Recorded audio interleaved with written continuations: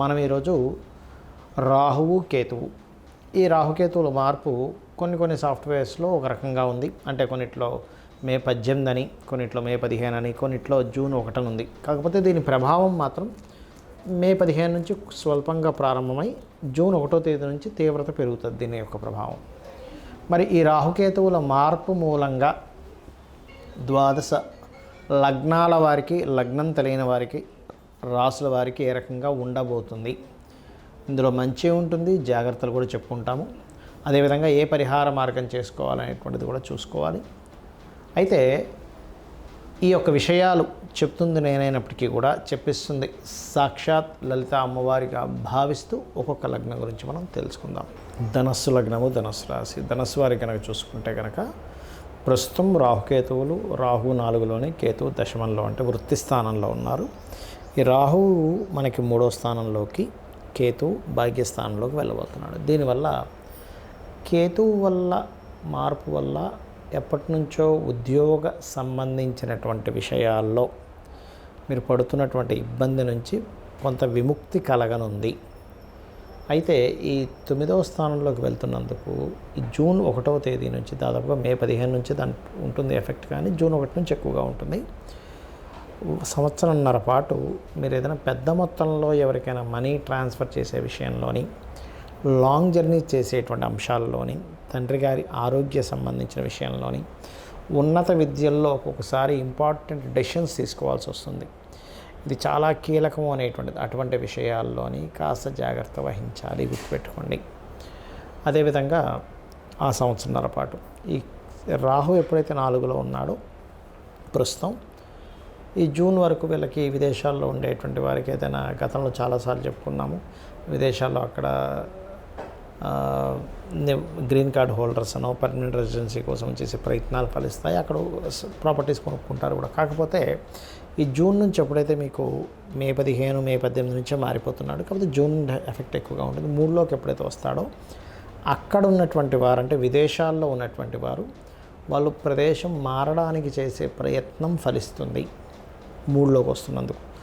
అదేవిధంగా మీ యొక్క సహోదర వర్గానికి ఎవరికైనా విదేశాలకు తీసుకెళ్లాలని, లేదా విదేశాలకు సంబంధించిన విదేశాల్లో ఉండేటువంటి వారు, సహోదర వర్గంలో ఉండేటువంటి వారి యొక్క సహకారం కూడా లభిస్తుంది.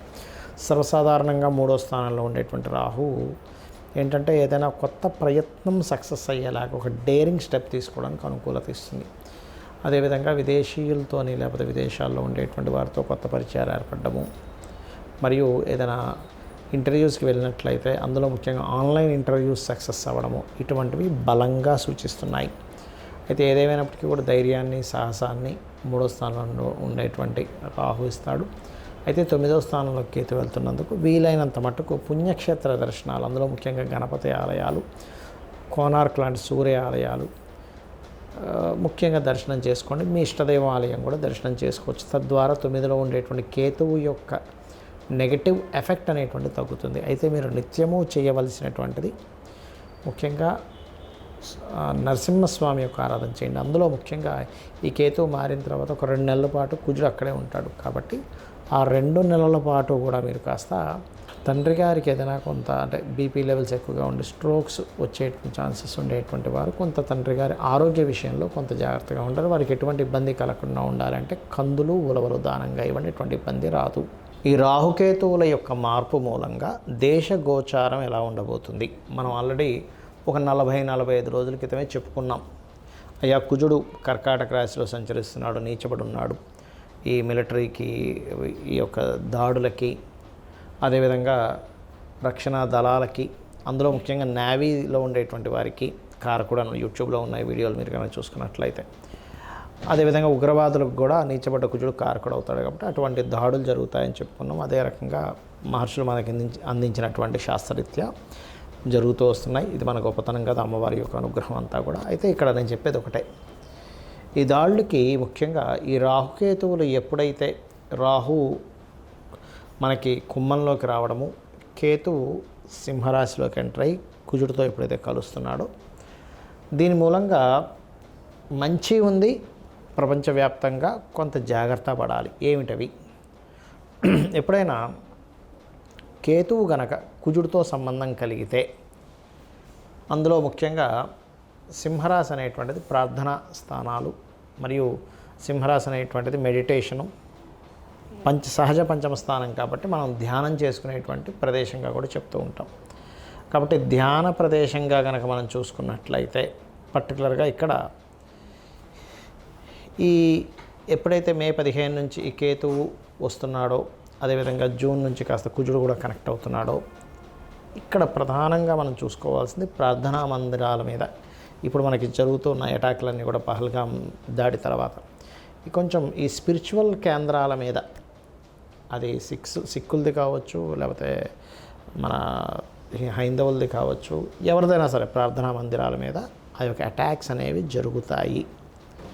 ఒక్కొక్కసారి మన వాళ్ళు వేసేటువంటి అటాక్స్లో కూడా ముఖ్యంగా మనం గతంలో చెప్పుకున్నాం, పెహల్గాం తర్వాత యుద్ధం కంటే కూడా ఎక్కువ అటాక్స్ జరుగుతాయి అనేటువంటిది. ఆ రకంగానే అటాక్స్ జరుగుతూ ఉన్నాయి. అయితే ఇక్కడ ఏంటంటే ఈ కుజకేతువులు కలిసినప్పుడు మాత్రం కాస్త ఈ ప్రార్థనా మందిరాల మీద కావచ్చు, ఆలయాల్లో కావచ్చు, క్షేత్రాల మీద కావచ్చు ఎక్కువ ప్రభావం ఉంటుంది. కాబట్టి నేను చెప్పేది ఫస్ట్ నుంచి కూడా చెప్తున్నాను, అయ్యా ఈ భారతదేశానికి సముద్ర తీరాల్లో ఉండేటువంటివి లేదా పాకిస్తాన్ దగ్గరలో ఉండేటువంటి ప్రాంతాలు కాస్త అప్రమత్తంగా ఉండాలి. అందులో ముఖ్యంగా క్యాపిటల్ సిటీ ఏదైతే ఉందో మనకి క్యాపిటల్ అయినటువంటి ఢిల్లీ ప్రాంతం కూడా జాగ్రత్తగా ఉండాలి అనేటువంటిది. అయితే ఇక్కడ చూసుకున్నట్లయితే మరి ఏం చేయాలి? అందరూ కూడా దక్షిణామూర్తి స్తోత్రము, కాలభైరవ అష్టకము ఎక్కువగా చేసుకుంటూ ఉండాలి.